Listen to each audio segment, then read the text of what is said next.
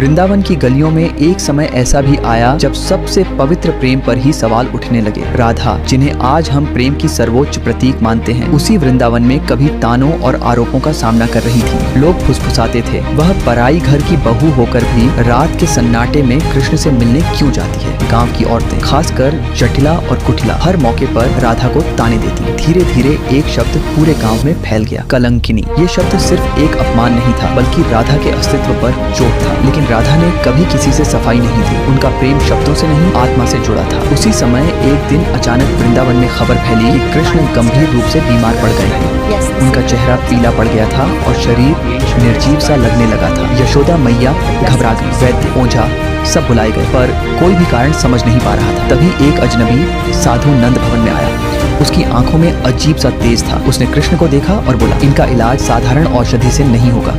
इनको बचाने के लिए इस नगर की सबसे पवित्र और सच्चरित्र स्त्री को यमुना से जल लाना होगा, पर जल एक ऐसे बर्तन में लाना होगा जिसमें हजारों छेद हों। सुनते ही सब चौंक गए। फिर भी जो स्त्रियां स्वयं को सबसे पतिव्रता मानती थीं, वे आगे बढ़ीं। एक एक कर वे यमुना किनारे गईं, पर जैसे ही छलनी जैसा घड़ा पानी में डुबोती, जल तुरंत बह जाता। लौटते समय उनके चेहरे पर आत्मविश्वास नहीं, शर्म दिखाई देती थी। आखिर में सबकी नजरें उस स्त्री पर पड़ी जिसे वे कल तक अपवित्र कह रहे थे, राधा। राधा चुपचाप आगे बढ़ी।